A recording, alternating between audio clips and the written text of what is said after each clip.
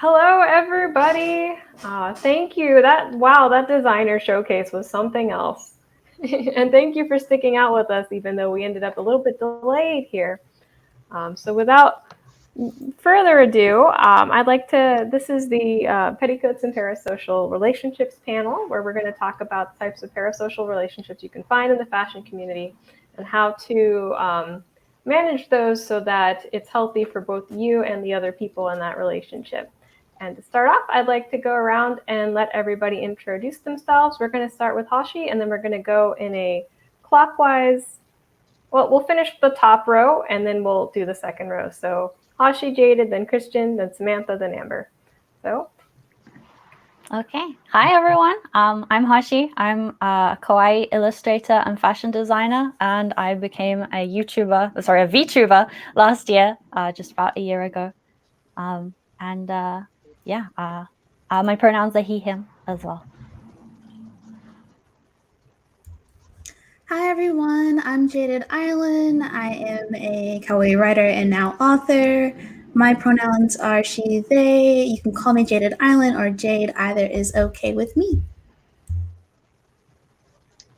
Hi, I'm Kristen. I am the director of Paradiso as well as one of the moderators for the Kansas City Lolitas group for the last, maybe 6 or 7 years.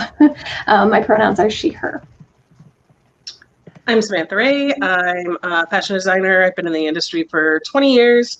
My first label was Blasphemina's Closet. I now go under just my name. And I was on Project Runway, and my pronouns are she, her. Hello, everyone. My name is Amber. I also go by Imani Hime through basically all my socials.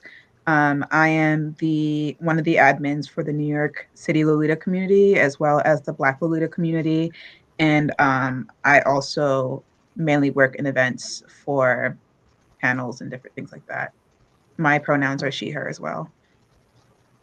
And I forgot to introduce my own self, but I'm Pooby Thel. I'm one of the organizers with J Fashion on Demand, and we've been helping run this. And I also run a Menhera and Lolita fashion brand, also under my own name, Pooby Thel. And I make lots of jokes, bad jokes. So prepare yourself for those. All right, to start it off, I'm going to first describe what a parasocial relationship is. We kind of hear the word tossed around a lot, and the meaning has become kind of obscured with how it's been used. But parasocial relationships are any type of one-sided relationship.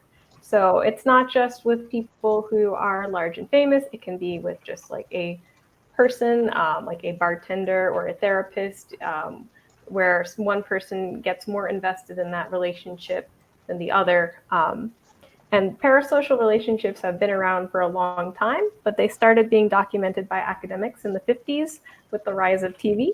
Social scientist Donald Horton and R. Richard Wohl noticed the illusion of a face-to-face relationship with the performer and noticed that this could occur in all forms of media, though they began to notice it with TV in particular. So often when we hear parasocial relationships covered, we usually hear them covered solely with instances of content creators or corporations manipulating their audiences with actions intended to make the audience think that they have a friendship as a tactic to gain something from them, such as money or purchases. However, the truth is, because parasocial relationships can happen to anyone, the negatives often will hit the person on the other side of that relationship who's not a big company or a big social media person. So they are a two-edged sword. And when someone doesn't understand that a relationship is one way, sometimes boundaries can be crossed. So parasocial relationships, they're not inherently negative, but we just have to be mindful of them and when we have them, so we maintain proper boundaries. So I wanted to start off by letting everybody talk about a parasocial relationship experience that they've had, or a general thought, or some way that they've had to change their behavior to try and manage their own boundaries. So for myself, we're going to go in the same order as we did introductions, except I will actually remember to tell mine this time. I'm going to talk about a experience I had a couple years back when I moved, a few years back now actually, when I moved to Pittsburgh. So when I moved to Pittsburgh, I've gotten a little more established in the indie brand scene nowadays, but at the time I was very much a very like mid-level brand, a little less established, but just kind of starting to get known by people. And there was another person in my com who made their own jewelry and had talked about like, oh, wanting to be a jewelry brand. So whenever I'm at any con, at any convention, any community, and I hear somebody else is interested in jewelry, I always kind of go out of my way to like say hi to them, notice their jewelry and compliment things I like about it, because, you know, I think we should all support one another when we're in similar fields. But this person, I noticed like, oh, they're making their own jewelry. Let me go and compliment them and see what they're making. And this person was just like rude to me off the bat, right away, rude, just mean. And I was like, I didn't understand at the time. I was like, oh, okay, whatever. That's fine. So I didn't talk to them again. But later, as I was in the community more and more, I found out this person had started like posting mean things about me online and all this other stuff. And they had developed a parasocial relationship with me where they saw me as some sort of competition that was taking away from their own brand, which they had never actually even launched their brand. They had just been talking about it, but they had developed this relationship with me where I was like their competitor and their enemy, and started behaving this way and kind of spreading this narrative of everything. Like, why do people pay attention to her? Why does she have everything? Why don't I have these things that she has? When in reality, if she had just taken a step back and noticed that this relationship was not real, we could have actually been actual friends and like helped each other through the jewelry process. So this is a very odd experience of someone I didn't know, never met, had built up this whole relationship with me in their heads just from looking at my stuff online. So that was my story, and I'll pass it on to Hashi next. Okay. So I just want to preface this with like, I don't want anybody to feel bad if this story sounds like something that they themselves have sort of been through, that they themselves have done. Because I think at the end of the day, this kind of thing happens because of the lack of knowledge and sort of education about parasocial relationships, which is exactly why we're doing this panel. So please don't feel bad if this sounds like something you've done. But basically, just over the last 2 years that I've been streaming, I've had sort of several occasions where I've received a message from somebody who's sort of like, not love confessions, but like best friend confession. Like I've received messages that are like, oh, you know, like, you're my best friend. I just want you to know that you're my best friend. And it's such a like strange feeling, because it's like, I don't know them and I don't feel that they know me either. They only know, you know, the content that I've put out. And so then it puts me in a position where I have to hurt their feelings. Like I have to let them down. And that's obviously really sad. Like I don't want to like hurt their feelings, but it can also be a little bit scary, because I think we've all had stories about, you know, the like one-sided relationships, the rejection, and then the person not reacting well to that rejection. So it's always a little bit scary when that happens. And I'm always just sort of left thinking like, man, I wish, like, to the other person, I wish you knew about parasocial relationships already. Like, I wish you knew about it, because maybe you wouldn't have fallen into this sort of pitfall then. And yeah, it's just kind of a surreal, but also like sad sort of situation, I think, for everybody when that happens without people realizing that it's happening, you know? That's my story. Thank you for sharing that. I actually agree with Hashi. I definitely want to preface too by saying that just because my story is revealing of something that happened to me doesn't mean that like I'm looking poorly at that person or looking down at them. It's just that I am now at a better place in my life where I have social boundaries, and so I'm definitely a lot better at managing my social media interactions and engagement, especially with people who are following my work or really embedded into my content. To be honest, the story still kind of like makes me nervous in general, but I got a message on Instagram, and, you know, I've got the filtered inbox thing, and this person started completely unloading their life story. And I know what I'm equipped to deal with emotionally, especially someone who's very empathetic.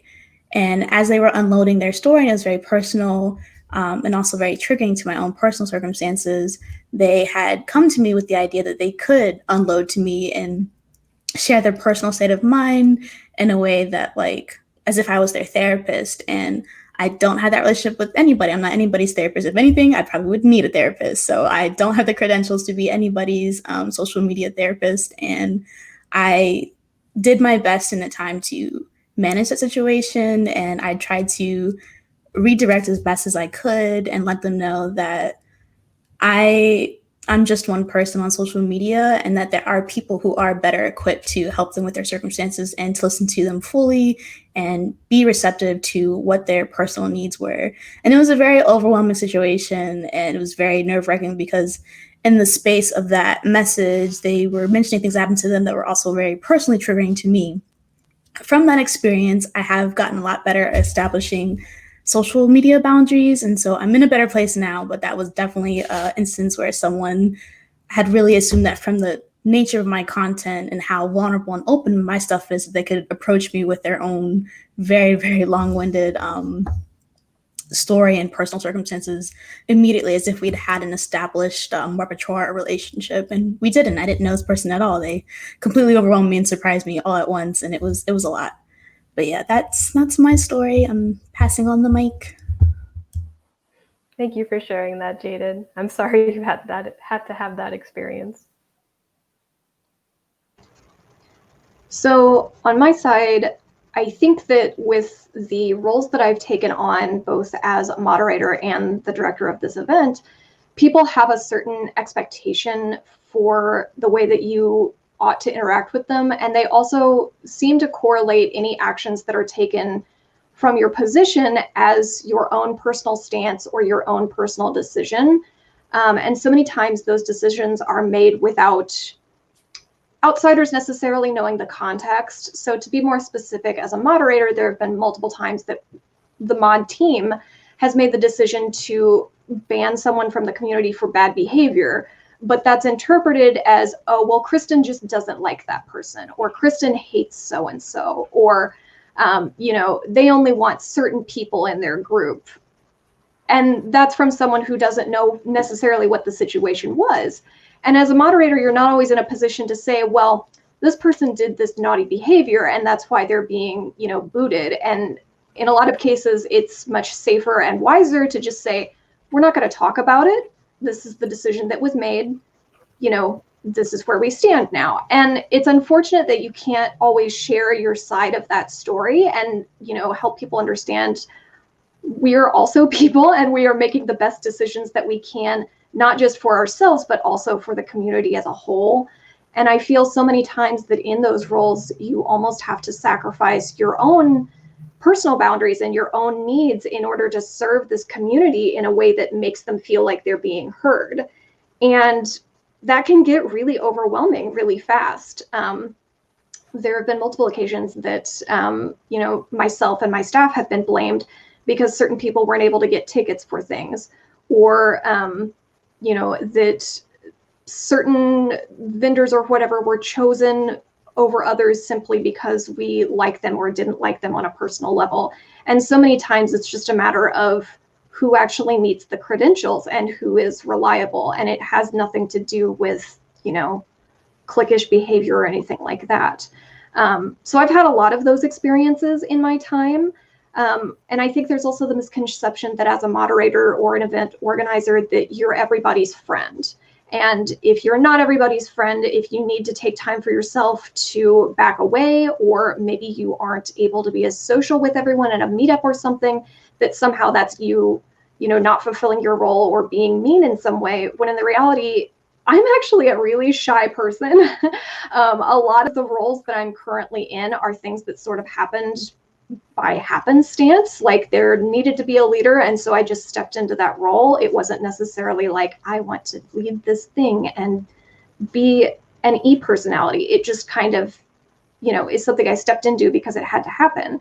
And so as an introvert, I get really drained at social events really, really quickly. And so that's often interpreted as, oh, well, that director doesn't like me, she's mean, I'm not going to be involved in this thing or whatever.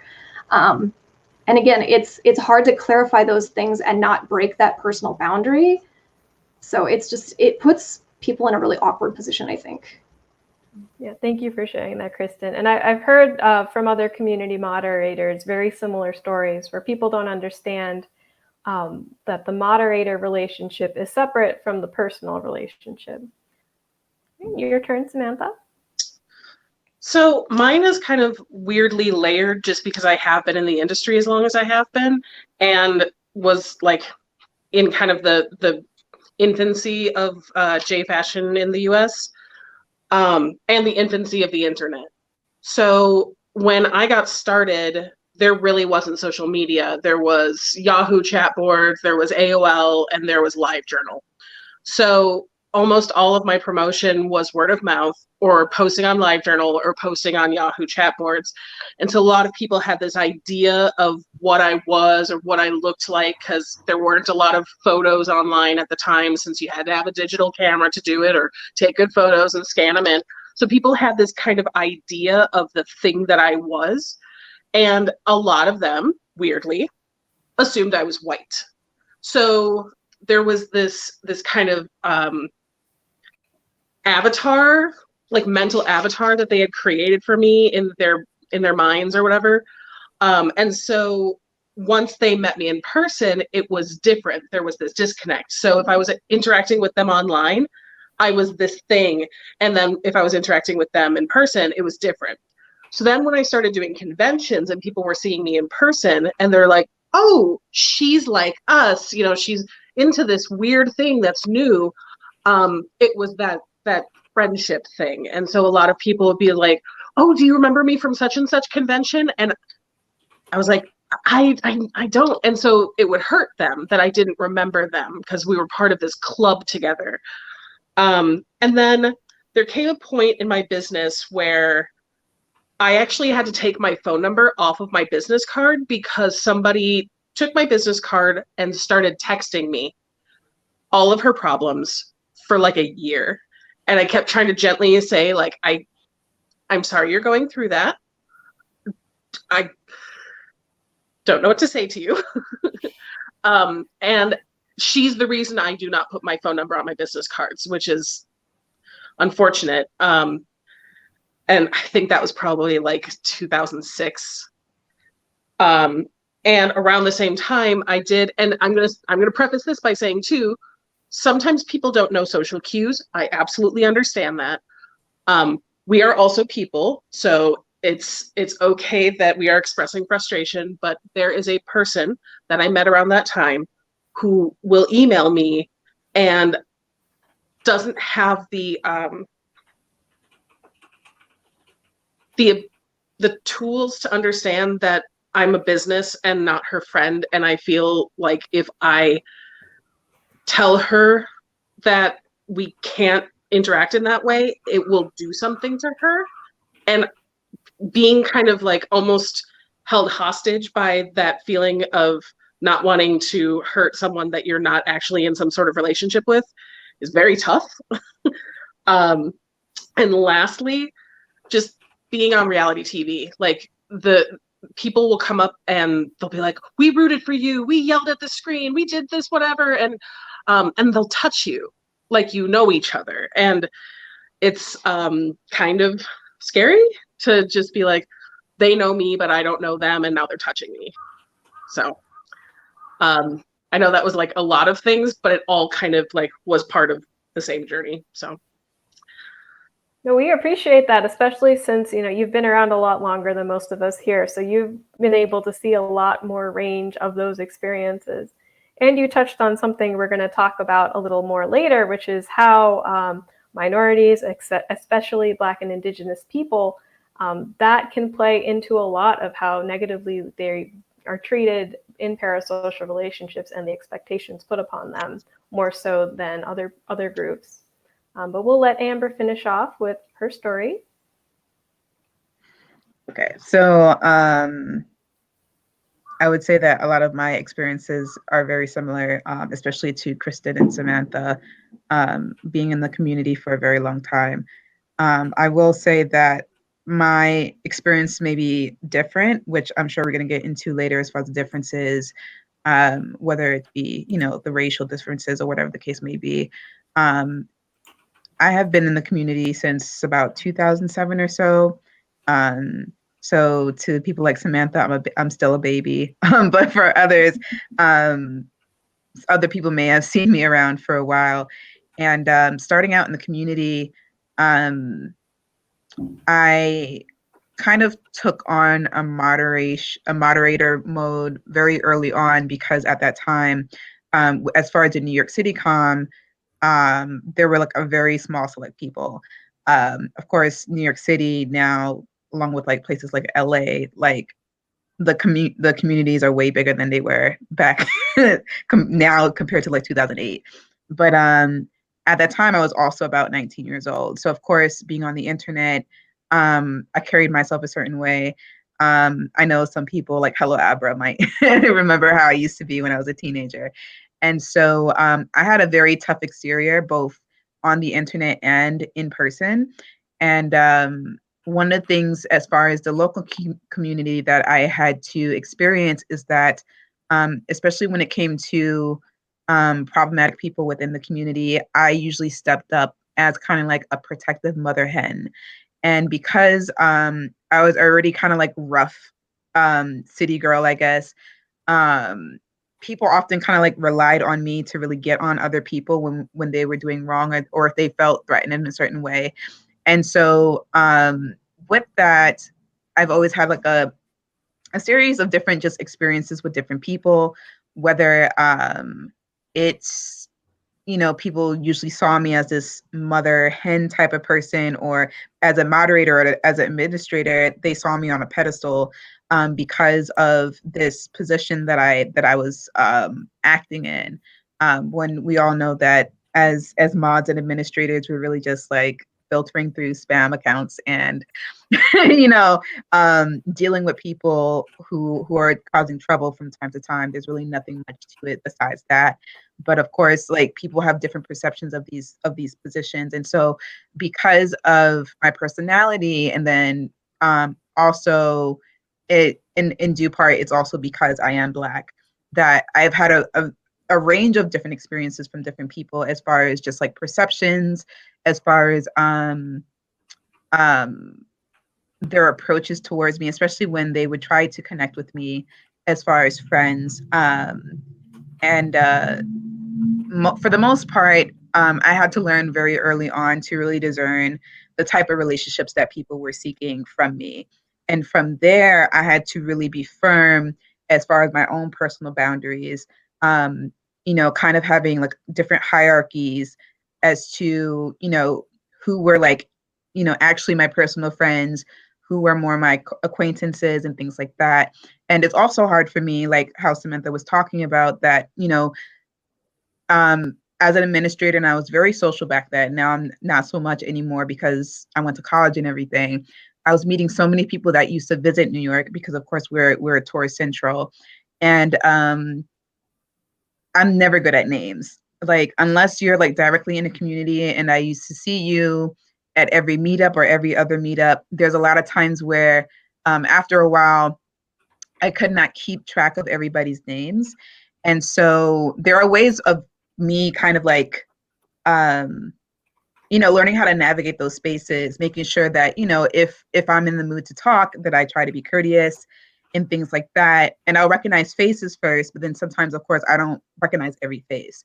So it's definitely tricky because as someone who has grown and matured over the years within the Lolita community, and now kind of like definitely more of a supportive role, or trying to take on a more supportive role, very neutral compared to, how I used to be back in the day.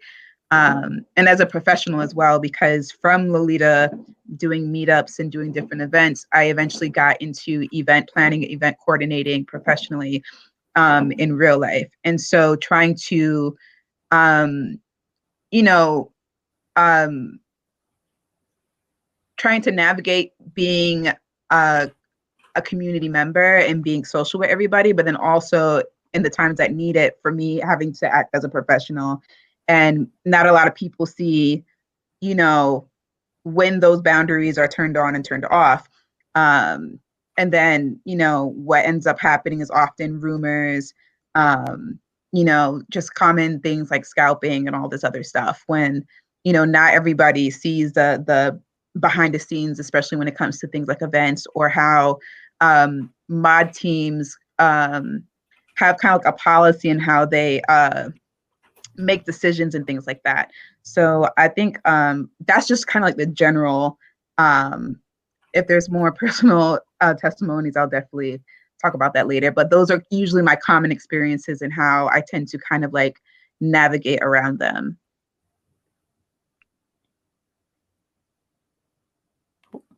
Puvi, you're muted. Oops. Thank you for sharing that, Amber. And with Amber's story and with everyone's, a common theme you can see is that there was a parasocial relationship of some sort. Either someone is fulfilling a moderator position, hosting an event, is somebody who is providing a service in the form of entertainment through like a reality show or through streaming, or it's otherwise just sometimes even just trying to be themselves out there, and somebody else has developed with them an idea of a relationship that was only one-sided and then ended up crossing a boundary. And as a note, the parasocial relationship between like you as a community member and a moderator, it might be one-sided, but as long as you understand, oh, I have the relationship of this person is a moderator, but outside of that role, they're just a person that I don't know. It's a lot easier to maintain those boundaries and be able to have that person be able to do their job towards you as a moderator or as an event runner or as an entertainer, but without crossing the boundaries.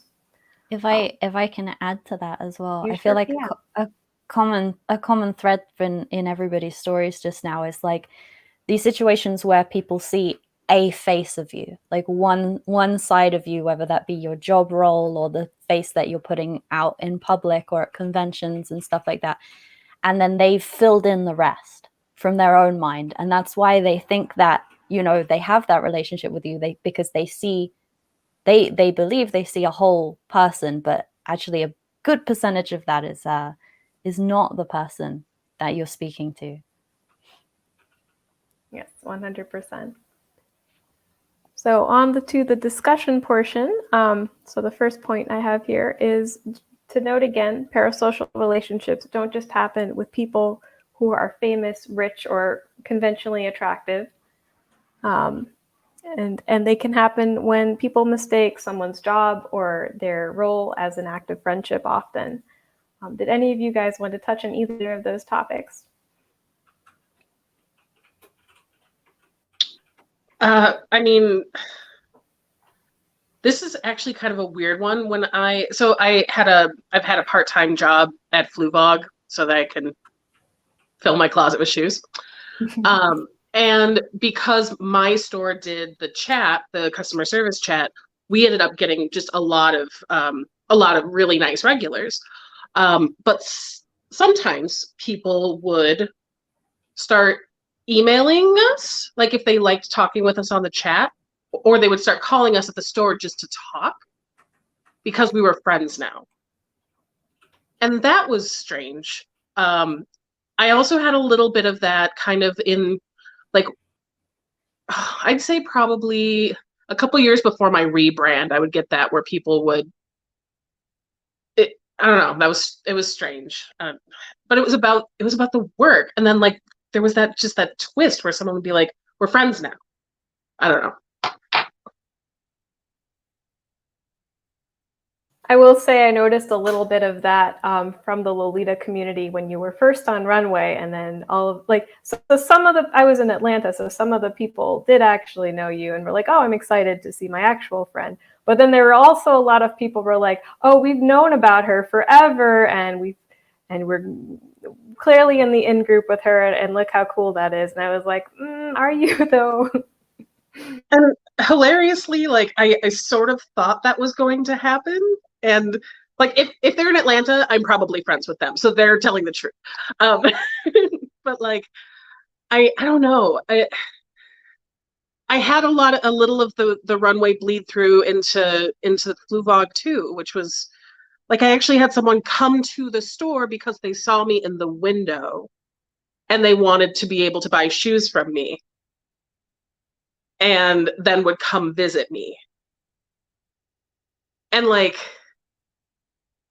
what do? You want to make the sale, you don't want to make the customer feel bad. How do you make the boundary?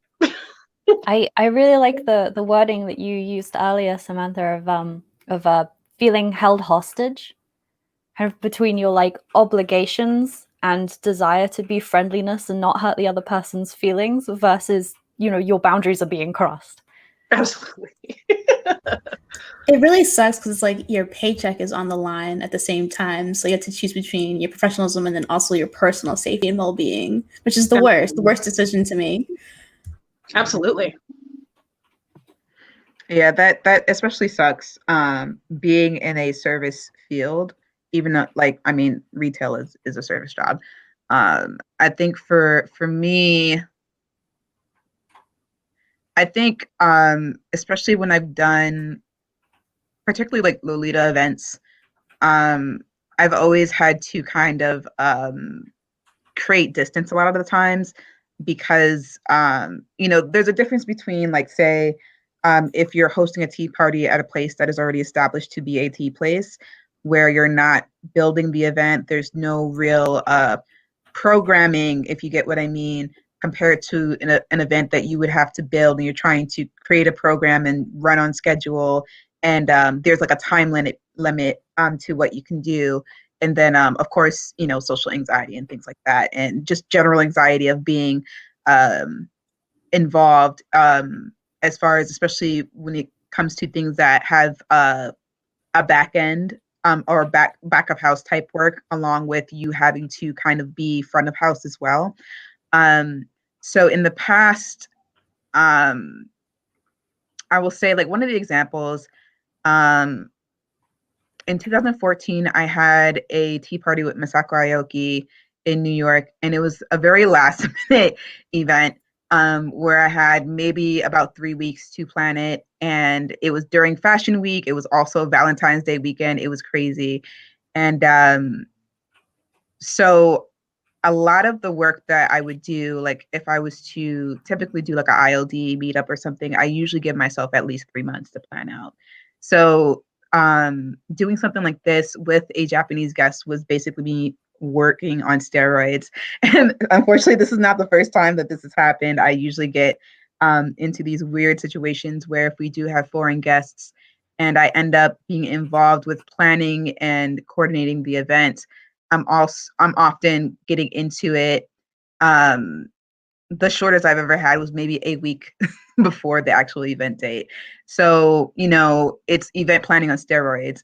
And so, fortunately, I feel that a lot of regulars who do come into New York City understand kind of like the weight of the situation as far as being an event planner and having to do a lot of things other than just socialize. And so, for the most part, I feel like for most of the people, I'm giving grace for things like that. But I've definitely had situations where, you know, people, and I don't blame people who kind of suck up to people, especially people who are planners or people who are administrators and things like that, or have kind of perceived platform within a community.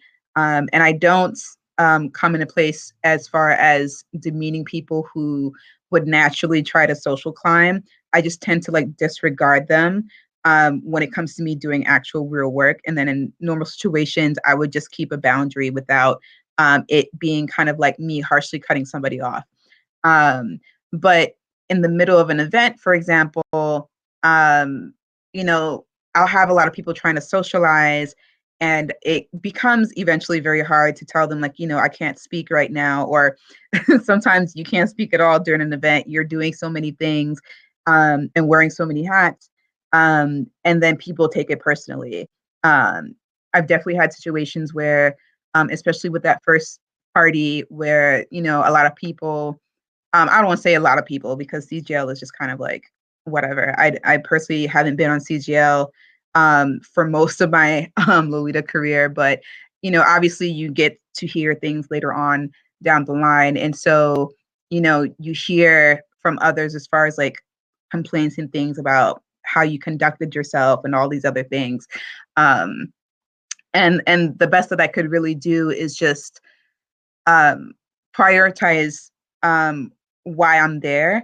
And so if I'm running an event, then my priority is running a successful event and really trying to come to terms with, you know, I'm not, um, you know, as Black mothers would say, I'm not your little friend kind of thing. Less attitude, but you really have to like, you know, not take it personal when people take it personally as well, because it really isn't my intent to brush anybody off or make anybody feel alienated. And I definitely make it a point that like when I do socialize at events that I'm trying to be hospitable more than anything, making sure that they're all right. If I see that somebody may be having an anxiety attack or, you know, getting close to that, I try to make sure that they're okay and kind of just shift them from there. So I'm very kind of like more on hands with people well-being versus actually being social, at least until an event turns down. But unfortunately, because you know, a lot of fires can happen with, especially with events. There's really not much control that I have over kind of like people's perceptions of me and people's perceptions of our connections, our personal connections, and how they're able to identify when it's casual Amber who's calm and has nothing to do and can chill versus Amber who has to um, you know, who's on the job kind of thing. And it's definitely hard because the perception as far as especially with event roles is that people tend to treat it that it's like an act of charity almost when it's not. It's a service that those of us who do events that we're willing to do because we do have a passion for the community, but then at the same time we do have to um, be in a place where we have to protect ourselves, um, to keep ourselves level in the midst of all the chaos that's going on, and then also being able to maintain those boundaries, whether or not, you know, it ends up unintentionally, like, you know, not intentionally hurting somebody's feelings. And at the end of the day, not everyone's gonna understand that. And then when it comes to people who do like social climb, or they, you know, they do kind of lean on you, perceiving a friendship that may not be mutual, or if they're, you know, as far as social climbing at least, or not necessarily social climbing, but thinking that they're going to get a benefit from you. When it comes to the point where they realize they're not going to get a certain benefit, then it gets taken very personally when there's really no hard feelings.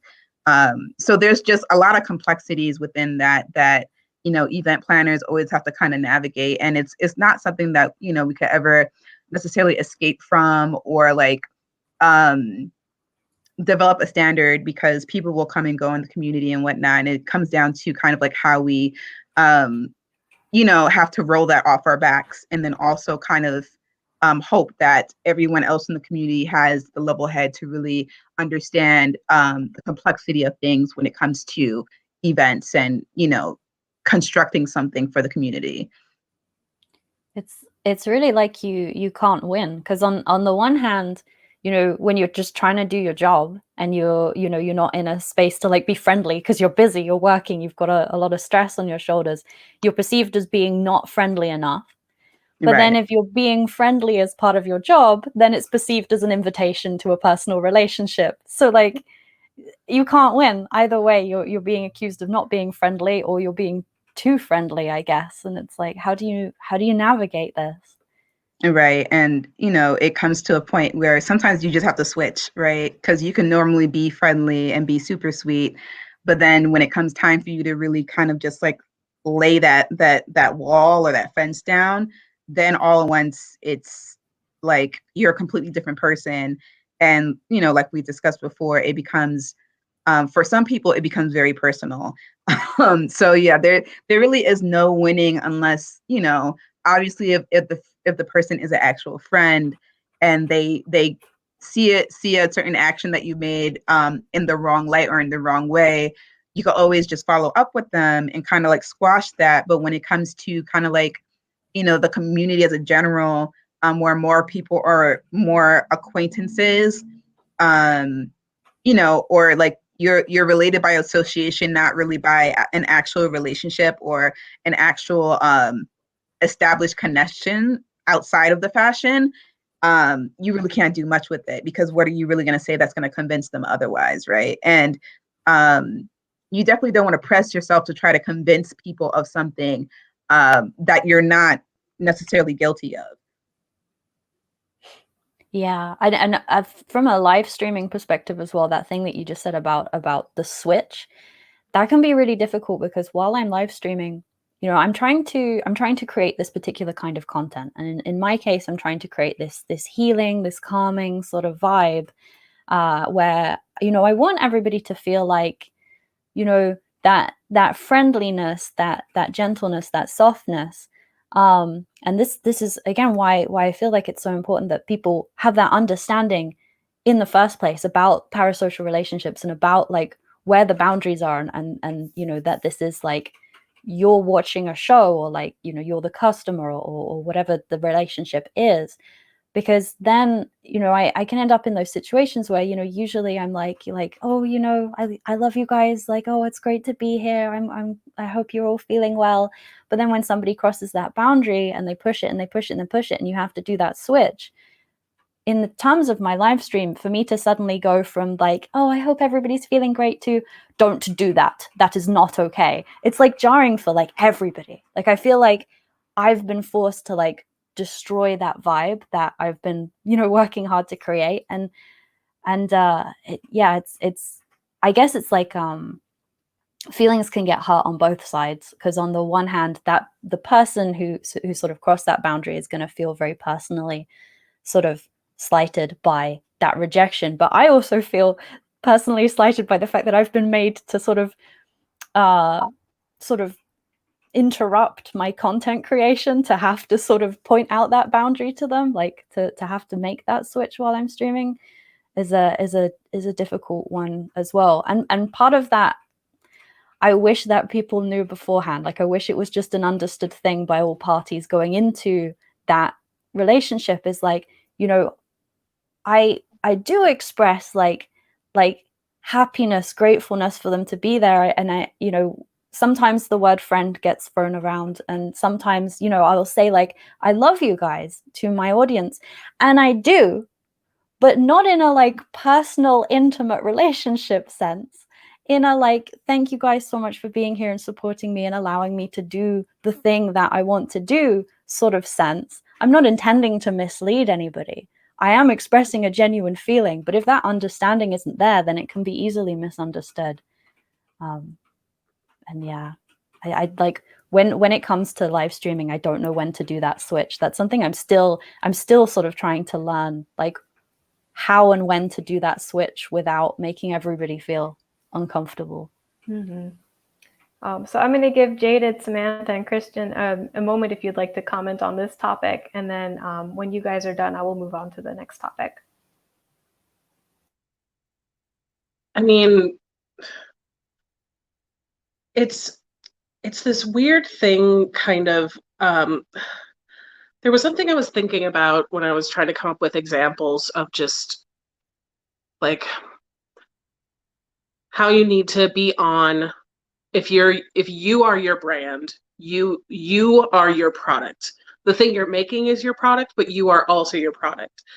And when I have interns, one of the first things I tell them is, if you're going to get into the fashion industry and you want to be a designer and not somebody who's making stuff for other people, you have to decide if you want to be the face of your business or if you want to be a cog in the machine. And it is absolutely respectful to be a cog in the machine. But if you are going to be the face of your business, you need to know that it is a lot more work and it's a lot more emotionally taxing, because it's not just I'm making the thing and I'm meeting with the clients. It's you're your commercial, you are your relationships. It's all of these different things. And a lot of them are like, they're like missed connections. They're, well, if I had just been a little bit more welcoming to that person, would they have bought something from me? That kind of thing. And a lot of times, if you're really putting yourself out there to seem approachable or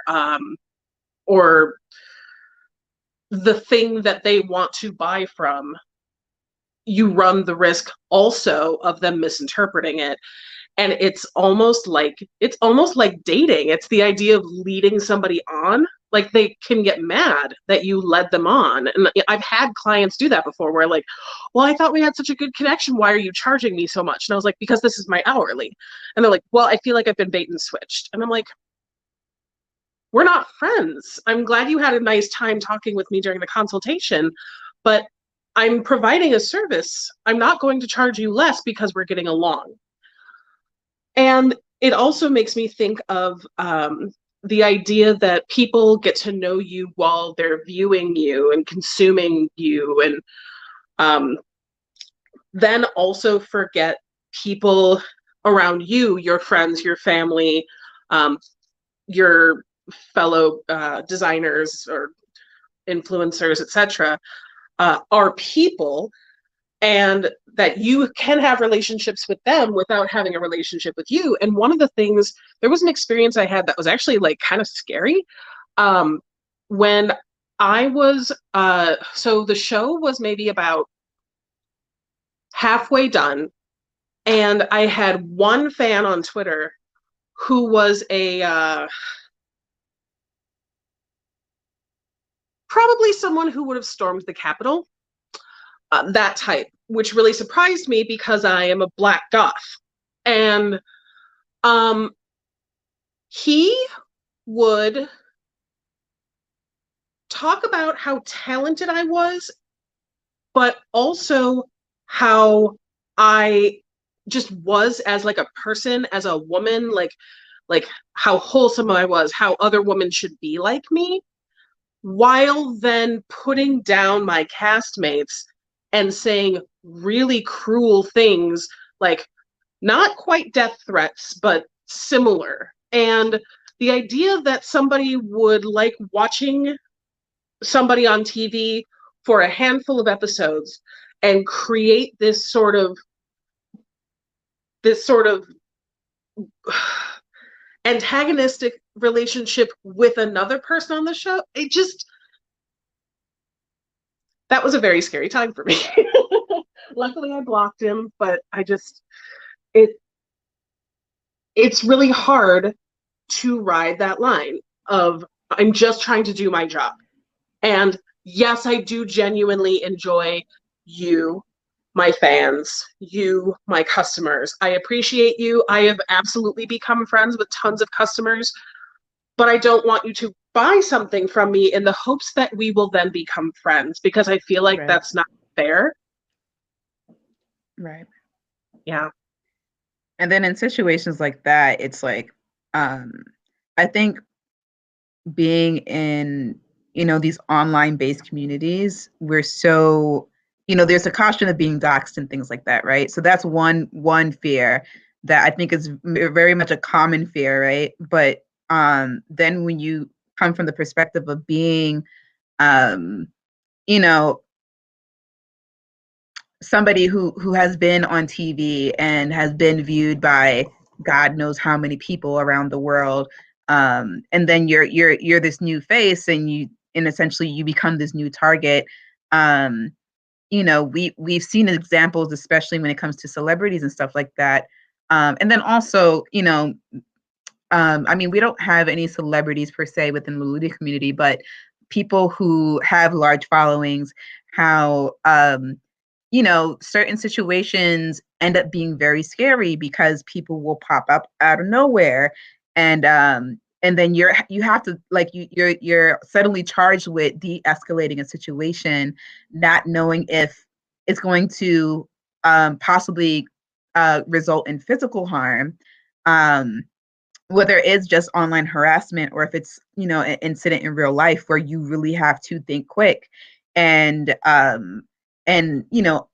having to understand kind of like the social cues on how to de-escalate and get yourself to safety. It's like it's really scary. I've definitely had people who would threaten me online, and as far as like fighting me, which I mean I'm not particularly afraid of, but you have people online who will do that, where it doesn't even necessarily have to be an argument, but like if there is some kind of back and forth, all of us who just go far left, and now you're in a situation where you don't know what is the appropriate action you could take to support yourself and keep yourself safe. I do remember, I'm not going to name the troll right now, but I've had a troll way back in the day on LJ Days who literally, it went from just like simple trolling, and back then it's just like you poke fun on these things, and then suddenly it went from that to this troll telling me like I should hang on a tree with my privates exposed. And it's like people will just, they'll just rocket ship into a whole nother realm. And then it's just like, regardless of whether there's a right way to approach the situation or if it's just something unavoidable, depending on that person's nature, you really just don't know what to do. And knowing how our society is, it's dangerous because, as femmes, people are not there to protect us, and they're not there to support us when we need to be protected, or we need somebody to take up a shield for us and just kind of like help dead the situation. So that's really terrifying.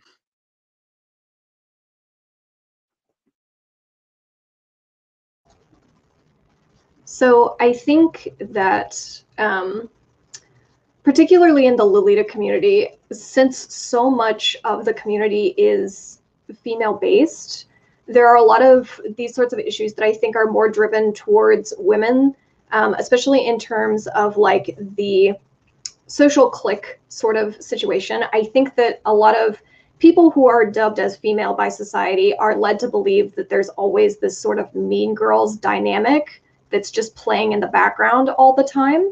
So that becomes really toxic as a moderator for these communities, because if you aren't everyone's friend, then you are suddenly that person's enemy.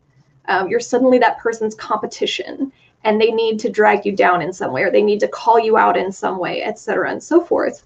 And it's physically impossible to be close friends with all of these people. But as a moderator, I think in a lot of communities, moderators are typically the ones planning most of the events. And so if those people choose to plan events personally for themselves with friends who might also be in the community, and the whole community is not invited, that's suddenly seen as shunning those other people or not including them on purpose, when in reality, it's like, okay, me and my friend just wanted to get dressed up and go have milkshakes, and now this is a whole debacle because we bothered to take a picture of ourselves. And it's exhausting, because you can't really explain that to the people that feel slighted. And I make the joke a lot, both because of the fashion itself and just sort of the dynamic.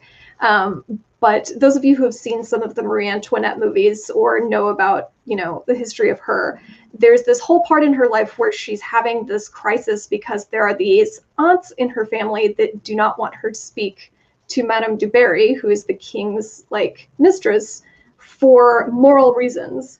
But then if she doesn't talk to that woman, she's now shunning the king's decision. And, a lot of ways that's seen as going against the king directly, essentially. And so she's caught in this situation of do I talk to this woman? Do I make her feel welcome? Which I really do not want to do and do not feel comfortable doing. Or do I, have these horrible things happen to me? And so I joke a lot of times that I feel like that, not necessarily because I see myself as any sort of royalty or whatever, but it's like my public image is at stake on both fields, and you can't win. You can't make the decision that makes you feel comfortable and safe. And I think a lot of times moderators do that. They will forego their own feelings of safety and their own boundaries because they're like, okay, well, this person was being mean to me, but they were being mean to me because I'm a moderator. And so even if that behavior was directed maybe at another member of the community, if it was at another member of the community, that's not okay. But since they're doing it to me, the moderator, I'm going to put up with it for longer because of my position. And to ban them because of my position is going to look unfair. Or to put up those boundaries is going to look unfair. So it just gets very complex very quickly. Right. With that, I'm so jaded. I just wanted to check in and see if you pretty much had any comments to add, or if you're just you pretty much agree with everyone. We got a lot of good. Yeah, I'm agreeing with everyone here. I know that in the next portion I'll probably have a lot more to say, but Amber, your story had me like physically like wanting to scream. It's like it's too much. People are too much, and it's really scary to be in these spaces and you're creating something that's beautiful or something that's creative and kind, and then people take advantage of that space and assume that they can come out of nowhere and say whatever they want to you, and that's really unfair to the people who are just trying to put a little positivity and love out in the universe. Right. I'm going to sum up these topics a little bit with summarizing kind of part of why we see this. Again, some very few companies and bad faith actors have taken advantage of parasocial relationships, but this has caused a negative reaction that has affected everybody who's creating any sort of parasocial relationship, whether it's as a moderator or a content creator or just existing in the world, trying to be a designer or something like that. And so whenever we hear parasocial relationship in the media, people tend to think, that's just those people, and don't realize that they're in parasocial relationships and need to remember their boundaries. And for example, a moderator, an event host, an artist, or content creator creating friendly environments for those interacting with their content, event, or shop is their job. It's not them taking advantage of the parasocial relationship when they behave in this way doing their job. So it's important to remember these boundaries. So for the next point, I wanted to touch on that for the expectations of people of color, particularly Black and Indigenous people of color, members of the LGBT community, particularly trans people, and feminine people, the expectations, both conscious and subconscious, that society puts on these people can compound in a parasocial relationship and lead to building of more negative parasocial relationships, or more and more boundaries crossed in those parasocial relationships. So now I'm going to open it up to the panel to discuss that.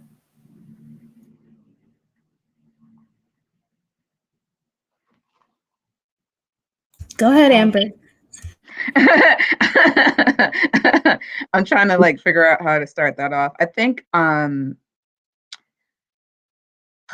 of the things that those of us who are Black particularly have to deal with on a day-to-day basis, so not just purely in the Lolita community, is having to put up more of a face when it comes to social interaction. So, for example, whether it's in the workplace or somewhere else, we're always expected to be very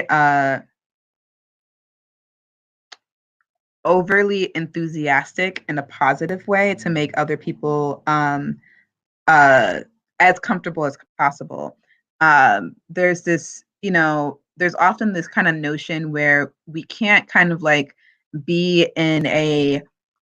have a neutral expression, or like, or having some kind of moment of frustration with ourselves, because if we do, then we come off as threatening, particularly to, certain people who are white, or like, who are not, Black or brown. And so when it comes to like the Lolita community, for example, I've definitely had situations where I do feel people, there has been some people who have marked me a certain way because of, me not necessarily keeping this up in the Lolita community. I think also the emphasis of kind of like the aesthetic of the fashion being just very very maiden-like and just very like these like fluttery and you get what I'm saying when it comes to kind of like this ultra femininity that when I'm often just in a neutral position, and I'm sure like maybe some people when this panel started had noticed kind of like my facial expression may have looked almost like a poker face, even though I was very chill. So like some people will have these preconceived notions that because I'm not being so forward with myself as far as socially interacting with each and every person and being very chirpy, that's definitely not my personality at all. That there is something going on in the back of my mind when there isn't, or maybe I'm being catty, or I'm being two-faced in a sense because of maybe how they see me in person versus how I'm looked at in real life. And then even on the flip side, like I said, when I was younger, I was way more I was very much more into drama communities. Um, and people often saw me as aggressive when it came into debates. And I'm very much the same person in in person when it comes to conversationally, especially when it comes to something that I'm passionate in. And and so one of the things that I have noticed over the years is that, a couple of people who I've met from like, more drama circles, like I don't know if there's anything out now. I'm definitely kind of like marking my age within the com with this one, but like Lolita Wank or things like that, where when something pops off in the com, we'll be very quick with the sassy replies and all these other things. Or like, just like playful trolling or whatever the case may be, or gossip, but then when you meet these people in person, they act very sheltered and they act very I don't want to say introverted, because obviously introverted can be many things, but they seem very insecure being in a public space compared to how they exuded themselves online. And so I always have these mixed reactions when people do realize that can I curse on here? Because sometimes I may slip up and I don't want to like offend nobody. Yeah, But like general curses. Obviously, nothing that's like right, like a discriminatory slur or or something like that, yeah, right? So like when people would see me the way that I interact online, and then they see I'm about the shits in person, basically, then it's a whole different thing. Like, and there's been a couple of people that I've been in, debates with online who I would meet, and I'm very chill, like, hey, what's going on? And then you could see in their eyes that they have like the fear of God in them. And it's like, no, it's really not that deep. And I think it's also kind of like a cultural difference in the way that some of us who have lived in majority Black communities tend to interact with each other, where like culturally we'll be quick to pop off or like basically get into the meat of the situation and not be passive aggressive about it. And then once we squash that situation, we can go back and say hi, or at least be courteous in person.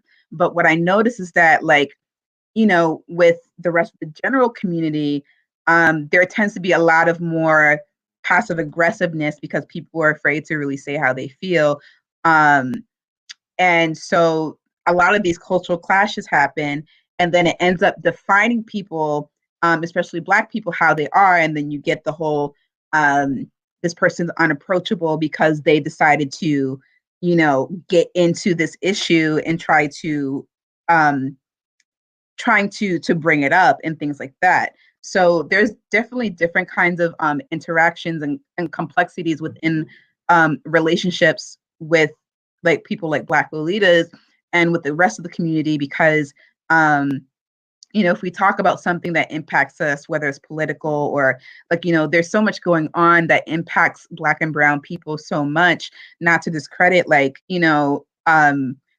for example, mainland Asians or light-skinned Asians, that that when we do try to bring up that there are particular ways in which Black and Brown people are receive a higher amount of vitriol when it comes to these situations. We're often shut down, whether it's by people assuming that, oh, because, you know, of course, not all of us are American either, but it becomes, it's an American issue. Why are you bringing this into the community?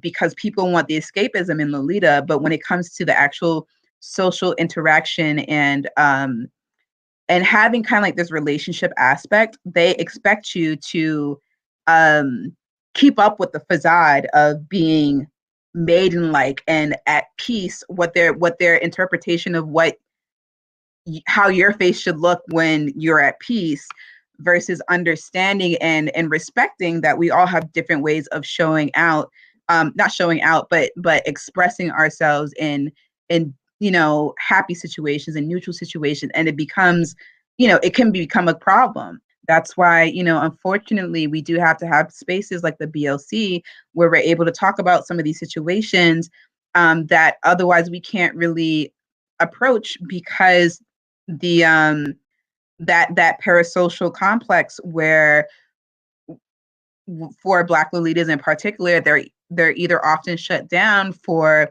trying to bring up a point so that we could all be comfortable, or we could all, you know, respect each other, and it becomes this responsibility of, you have to learn how to roll this off your back, or this issue doesn't exist. So, you know, it's difficult for us, and I'm sure like maybe for you, Puvi, and for others who are South Asian, who are brown skin, there may be something similar that you've also dealt with in your respective communities as well. And it's unfortunate, because I think even thinking about kind of like some of the earlier events from earlier this year that happened that really rocked the world, we really see kind of like the expectation of Black and brown people and how they should conduct themselves to make the majority, which is, you know, white people, and then light skin, you know, other light skin ethnicities like, you know, mainland Asians and stuff, and pretending that the issues that impact us on a daily basis is a non-issue in the context of Lolita, when that's not the case at all. We still have these experiences whether or not we're dressed up. So there's definitely like a lot in there that, you know, obviously we won't be able to get into everything in this time, but there is a lot that we do experience, and there's a lot of pressure that does come. It does become a burden for those who are Black and brown in the community. I guess I want to talk from the point of view of somebody who just has been in this for 1,000 years. I apologize if you hear noises. My dog, it won't stop. So I started designing in 2000 and dating myself. Like I joined EGL like when it was a baby. So I saw a lot of the growing pains, and the majority of the growing pains that were kind of the worst were the racism and the fat phobia. And the reason why I started designing Lolita to begin with is because, A, you could not get it in the US. None of the designers at the time shipped to the United States at all. You could not get it. And also, even if I could get it, I wasn't the biggest I'd ever been in my life, but I was like at the very beginning of plus size. I've always been very busty. So I was like, if I want this, I need to make it myself. So I started making stuff, and it was specifically because I knew other people would want stuff made for their bodies too, and we have so many diverse body shapes. So I was like, this is what I'm doing. I'm going to focus on this. That was an issue, and then when people found out that I was Black, it was an issue. And like there would be people who would try to discredit and say that there's no way I could be a Lolita designer, even though at the time when I started, there were 3. It was me, Exquisite Lass, Rose and Thorn. We were the 3. And then there were 2 more that started after us, and then Megan Maud. So like there weren't many of us at all in the beginning, but even though I was one of the first 3, I was not allowed to be one of the first 3 because I was Black. So until people knew I was Black, I was fine. They liked what I was doing. It was great. But I kept seeing things on LiveJournal where they're like, did you know that she's Black? And I thought that was so strange. A lot of that is kind of like gone now. And I bet if I could find my old computer from back then, it would still be on there. But just the racism towards Black girls who were trying to get into the Lolita community was so heartbreaking, because it always came down to Black girls don't look innocent enough. So no matter how hard we tried to look feminine and young and joyful, we were never seen as innocent enough.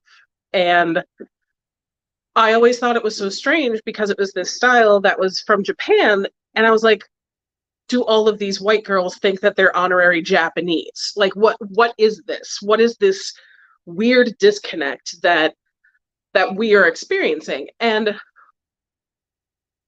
it didn't end by the time I got where I wanted to rebrand, because I rebranded in 2013, and it was because I couldn't experiment. It was kind of when indie brands were really starting to sort of get respected and seen as just as valid as the Japanese brands.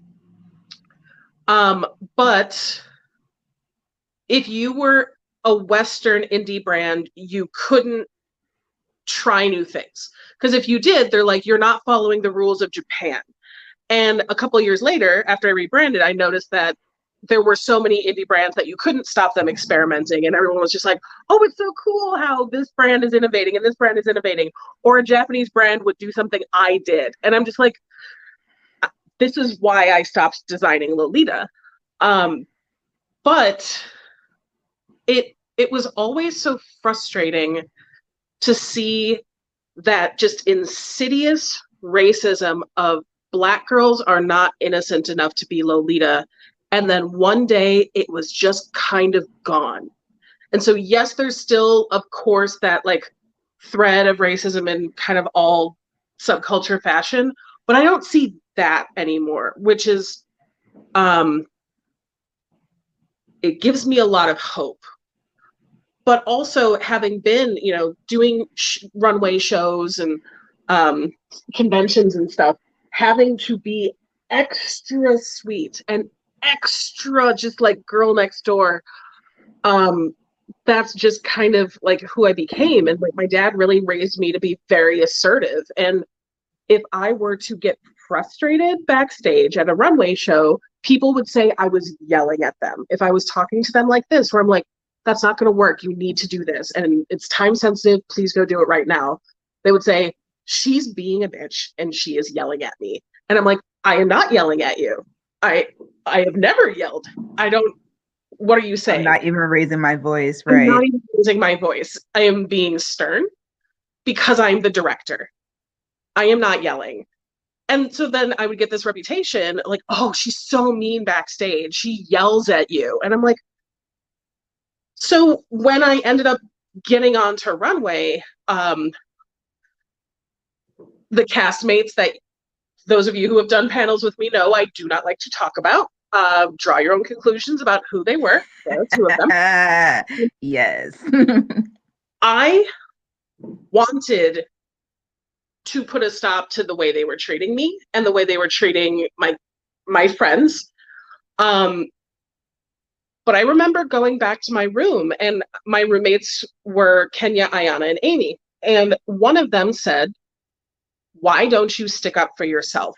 And I said, if they decide to show that in the show, I will get the reputation for being the angry Black woman of the season.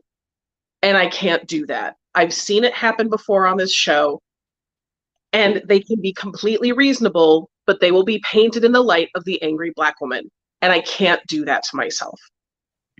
Because right. I think I can be angry separate from my Blackness, but I'll never be able to shake that. Right.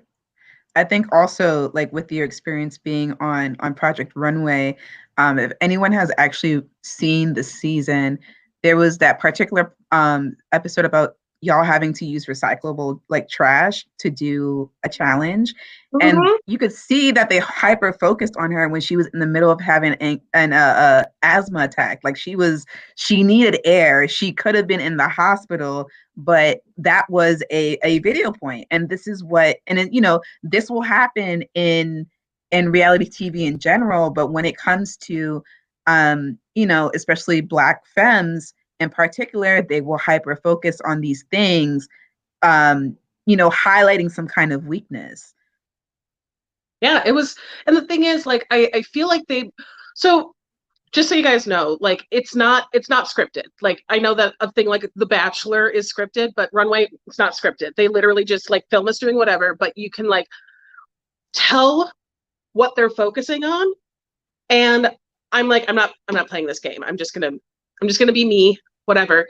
And so when I saw myself, I was like, oh, I know what they did. They made me the Pollyanna. I think what they wanted to do was make me the villain against the people who I'm not going to name because of something I said in one of my auditions. And it wasn't that big a deal, but I was like, I bet I was supposed to be their foil, but it didn't work because I'm not a jerk. So I just was nice, like I always am. And I noticed this because if you go back and watch it, I don't swear until the last episode. I was swearing 100% of the time, and they cut all of it.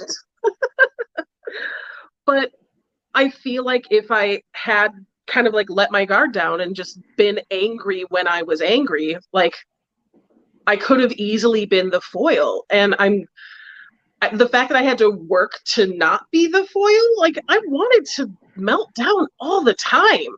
And it just, I was like, all right, use that energy to not do that. Yeah, to note on that too, whether subconsciously or consciously, when there's those parasocial relationships with those people, if there is stereotypes in your mind, whether subconsciously or consciously, about them because of whether they look feminine, whether their race, or any other assumption you have about them, you in that parasocial relationship may be looking at their actions to fill in the blanks in your head of the relationship with ways to interpret what they're doing as what fits that stereotype. So this is also something you have to be aware of when you're entering a parasocial relationship with someone, is like, what assumptions am I making about them because of who they are, and how can that make me build a negative image of them? In the case of the Runway, it was probably, well, in the case of productions, it can be more to try and play to an audience. But in the case of us in the community, there are some bad faith actors who are doing it on purpose and may try to sway other members of the community by playing to those stereotypes that you may have subconsciously. So it's good to be aware of those things.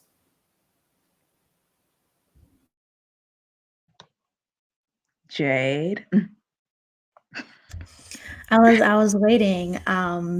So I'm gonna retouch upon expectations of BIPOC creators and artists, and I'm personally speaking as a Black femme. I think one of the more interesting things that I've experienced on social media.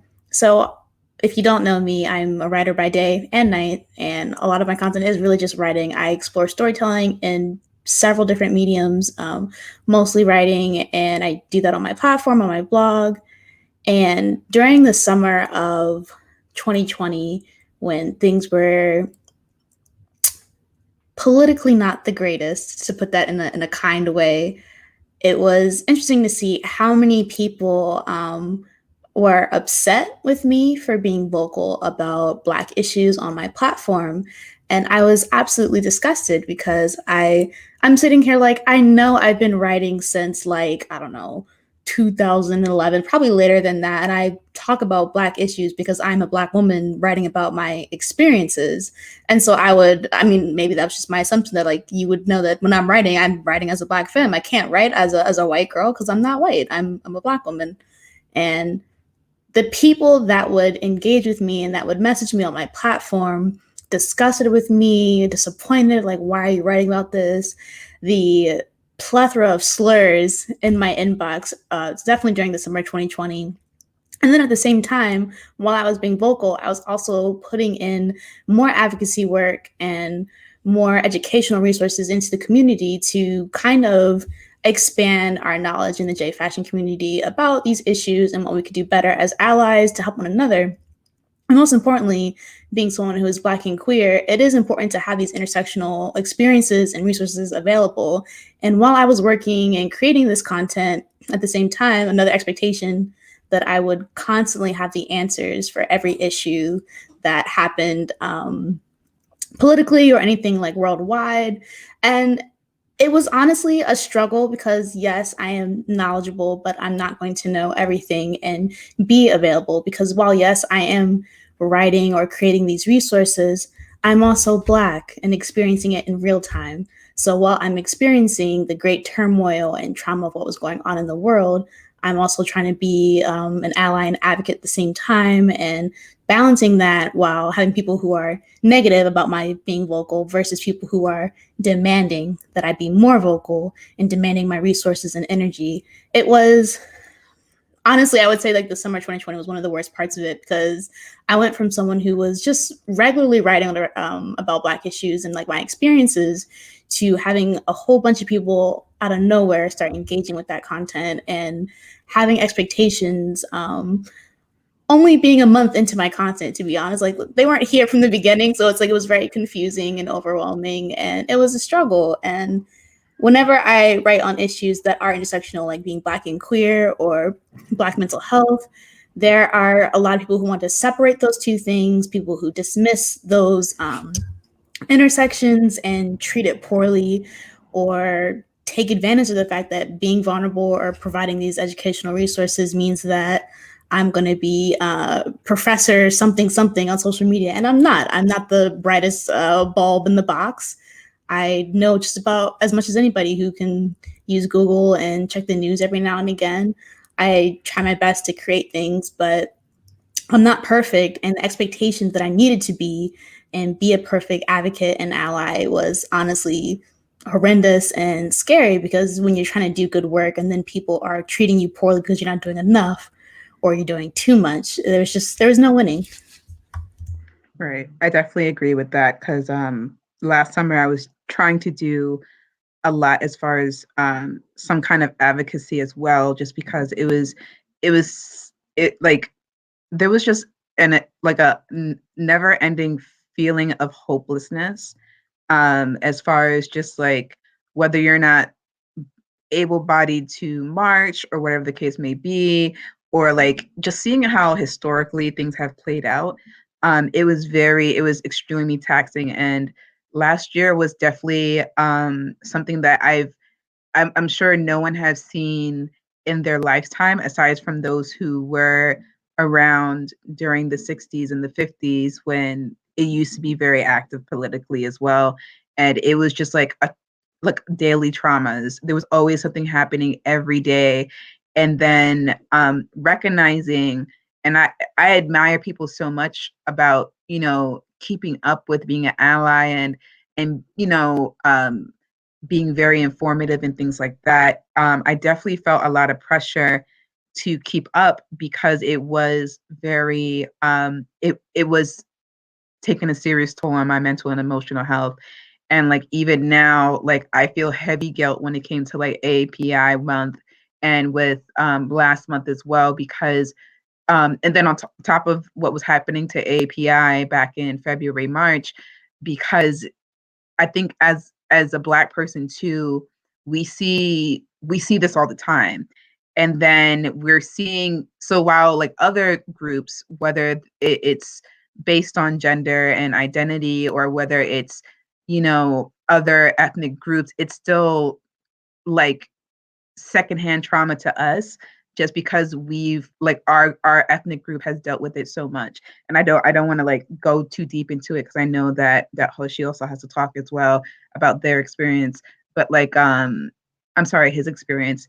And but like keeping up with that, and then having to give you have to force yourself to give yourself grace, instead of trying to live other people's expectations, because compared to a white ally, not saying that like white allies don't have also vulnerabilities when it comes to kind of like facing a lot of the internalized things that each kind of like ethnic or whatever group that they're in have to come to realization about just existence in the society that we live in. It was particularly just very harmful as a Black person, and having to navigate this, and giving yourself grace when you have on the BLC IG, I had messages from like Asian people who overwhelmingly positive, but then I also had some who were looking and picking for a fight because I wasn't keeping up compared to other allies. And it's because like anxiety and trauma affects me physically, where like it feels like I'm going to have a heart attack constantly. And so I had to take a step back from social media altogether. So there's just like different ways that we have to navigate, where we have to force ourselves to take care of ourselves, because we're so used to having to cater to other people's keeping up with other people's perceptions and what their expectations are of us on a social level.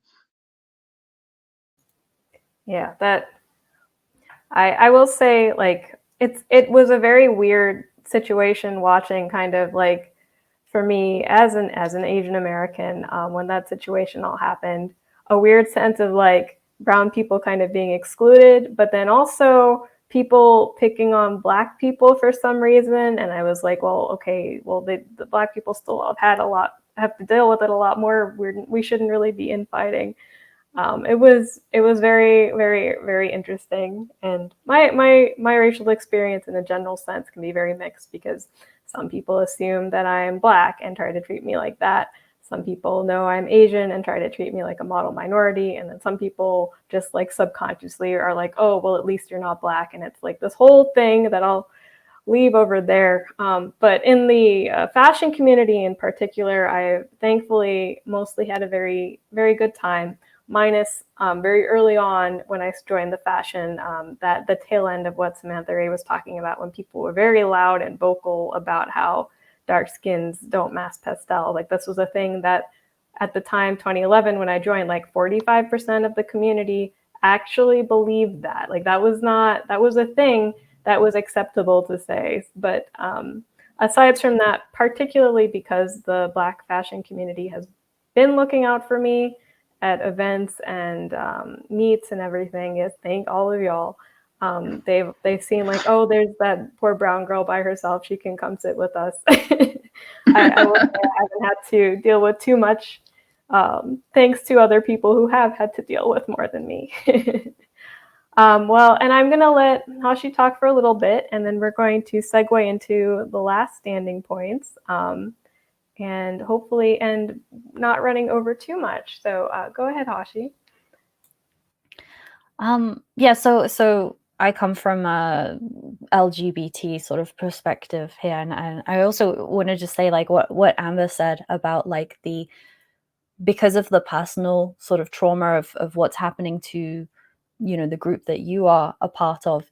When you see it happening to other groups, you really feel you like feel it, like, because what that feels like, so you end up like sort of re-experiencing those traumas. And sort of the same thing in where I'm from, the UK, transphobia has been really ramping up for the last few years. And so 2020, was a lot of that, a lot of seeing what was happening like in the US and just being like, oh, like, why is this happening? Like, why does this happen to everybody? That kind of like feeling of like constantly reliving it. And then with regards to being like publicly an LGBT person, you get invited to talk about it when you haven't necessarily expressed any interest in talking about it specifically on your platform. So again, with regards to my platform, I try to keep it this particular type of vibe, this particular like healing space and escapist space. That is the content I create. but then I get invited to, like, as in people come in and they say like, oh, I want to I want to hear your opinion on this, Hashi. And I'm like, well, this isn't the place.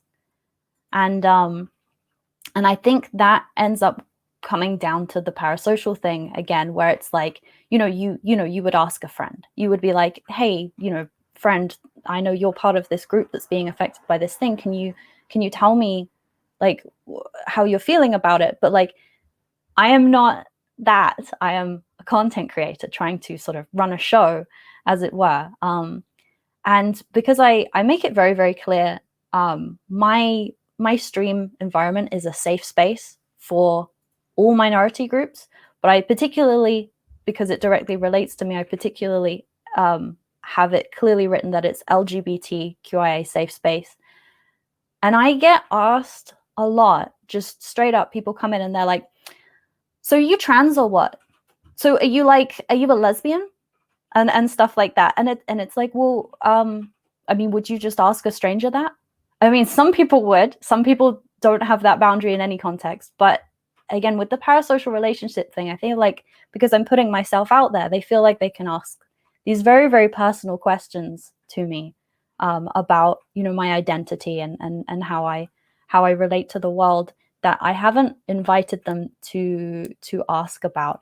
And then sometimes I do talk about it. Sometimes, like with the stuff that went on last year, sometimes I do talk about it because sometimes I think, okay, well, I have this platform, I want to use it to try and help. And again, as if this was us, at a cafe, sitting around drinking coffee and having a chat as a bunch of friends, some people see that as an invitation for them to express their views. We've had issues in the past on my channel where we've had to ban people because they have been like, well, you're talking about racism or you're talking about LGBT, so I'm allowed to express my opinions on this, and their opinions will be very not safe for the minority groups that I want to feel safe in my channel. And it's like, no, I'm sorry, I didn't invite you to. And the complaint I've gotten is like, well, that's not fair because you're talking about it. Well, yes, this is my platform. like we're not, this is not like a mutual space. I'm a content creator, you're the viewer, please sit down, like kind of thing. Yeah, so that's sort of how I've experienced it. And yeah, as I say, I've like very openly that I am LGBT and I my stream is an LGBTQI safe space. I don't necessarily want to have to sit there and detail my identity to you publicly. That's not why I'm here.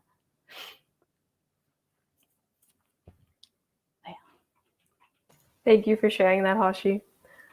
So I'm going to try and close this up a little quickly.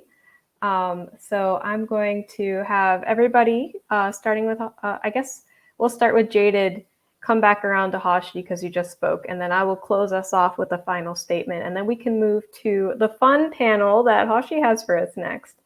So Jaded, if you have any final comments, we'll start with you, then we'll go to Samantha, then Kristen, then Amber, then back to Hashi, and then back to me, and I'll close it out. I guess I would just add into the community here that has been speaking on this panel. It is amazing that we were all together in this brave space and being vulnerable and talking about our personal experiences with parasocial relationships. It takes so much courage to speak on these, especially when these experiences can be frightening and scary. So I was really happy and proud to be amongst you talking about these issues and experiences and also learning from you at the same time. And that's all I got.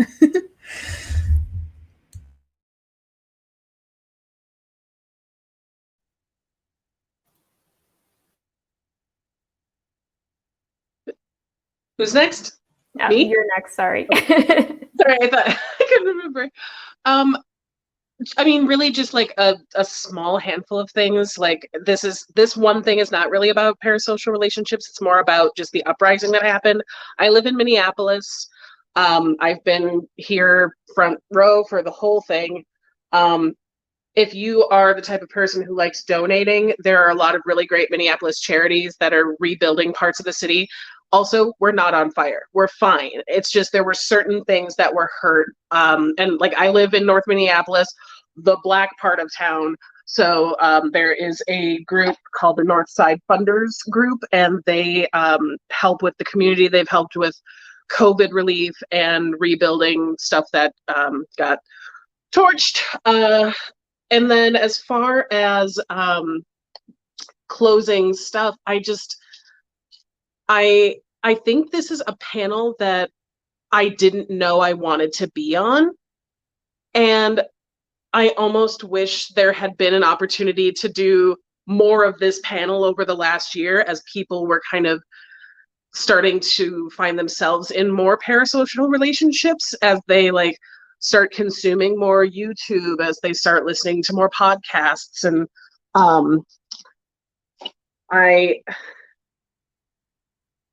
I'm really grateful to have been able to do this with you all, and thanks for having me. And you guys are all amazing.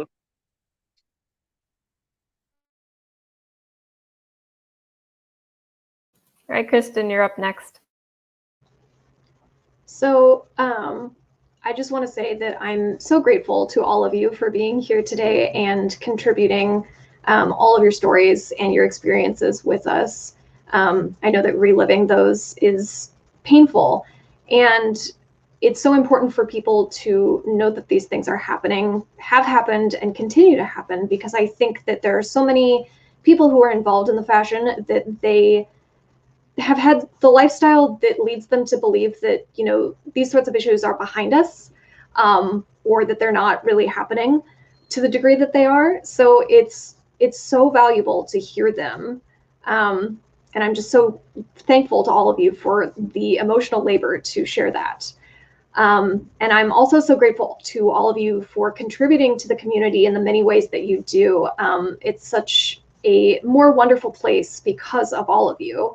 So I know that being a content creator, being a moderator, being, you know, a designer, or whatever capacity you share your creativity in, is many times a thankless job. And I'm just so thankful for all of you. Now Amber's turn.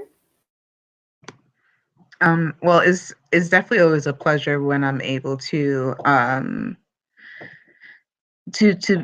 speak on, I think, particularly social issues, or just like social topics within Lolita and other J fashion in general. I do feel that you know, like having these talks are very much needed, because so much is focused on the fashion aspect, that or like the community aspect, on as far as kind of like on a surface level, and never quite really delving into the complexities that do occur within our circles, and how do we continue to improve the community, how do we make ourselves aware of the differences in everyone's existence, how do we respect everybody, or learn to respect and support everybody in the ways that is needed, and how do we challenge ourselves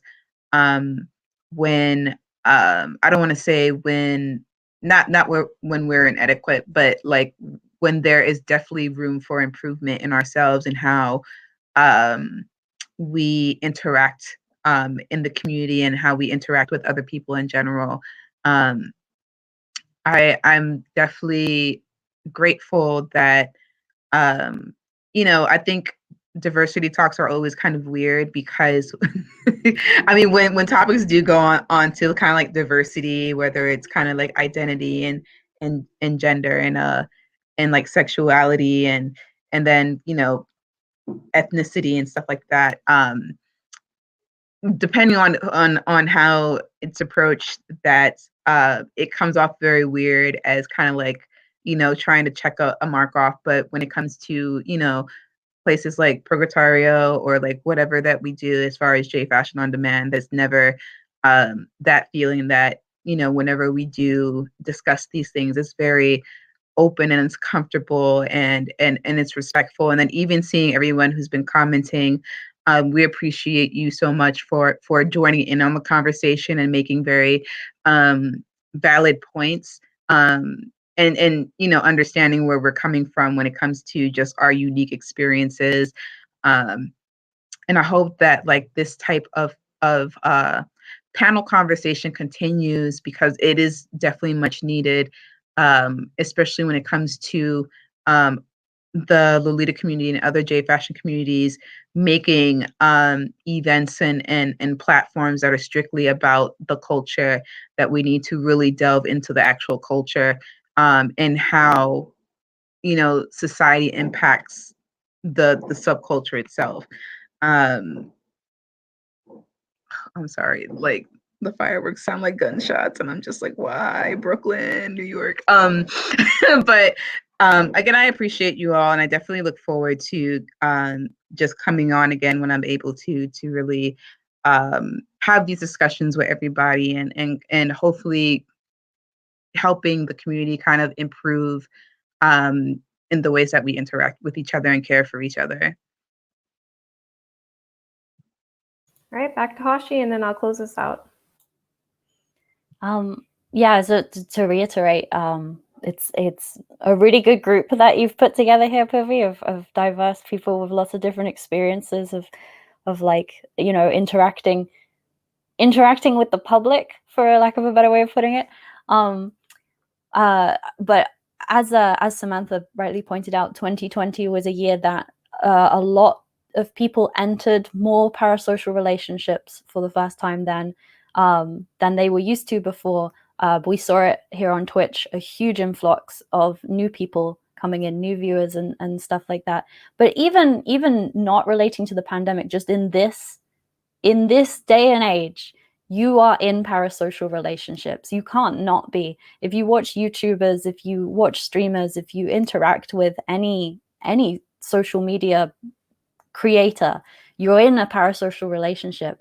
And I think the thing I just want to say is sort of like something that we didn't quite get around to touching on, which is just like, what do you do as a viewer? How do you navigate parasocial relationships in a healthy way?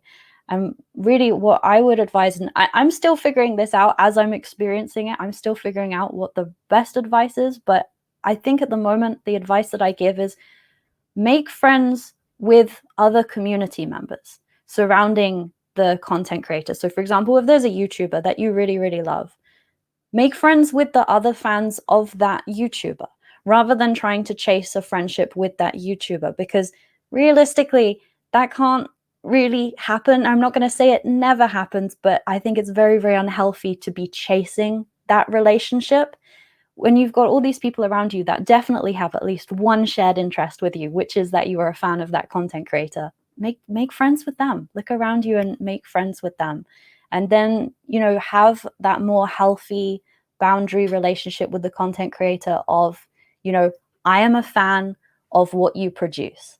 And that's all. That can be completely fulfilling and satisfactory and happy for all parties, but just be careful not to remember that line is there. And if you're seeking friendships, look around you. Thank you, everyone. And huge thank you to all of you for agreeing to be on this. When I reached out to all of you, I understood that I was asking a big emotional labor task of you, and I felt very honored that you trusted me to be able to present a space where you could be vulnerable. And I think I've told individually all of you this, but at any time, if you'd like J Fashion On Demand to help tech support any sort of discussion you want to do, whether you need us as a moderator or you just need us on the tech end and we're not on the faces at all, feel free to let us know at any time. We're very happy to provide that service to you so that you can have a space where you feel safe to make whatever discussions you want. And that doesn't have to just be on topics, on these serious topics. You're welcome to reach out to us if you want to do some self-promo as well. We're very happy to facilitate. And I'm going to end us off with a quick little ending note.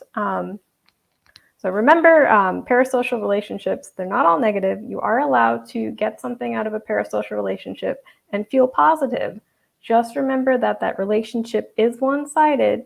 And remember, keep safe boundaries for both yourself and for that person.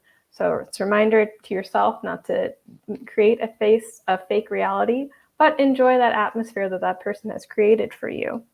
And remember, these relationships aren't just something to watch out for with big content creators. You can form negative or positive parasocial relationships with community moderators, event organizers, and just other individuals in your community as well. So just be mindful and safe parasocial relationships, everyone. So huge thank you again to everyone on our stream. We did run late because we had a cascade effect from the designer showcase running late. So Hoshi, I think at 10:30 we'll start your panel if that's okay with you. Okay. Yep. Awesome. So we're gonna play the ad reels back on. Thank you for joining us, and stay tuned for Hoshi's very fun VTubing panel. Where do I? Yeah, that one. All right.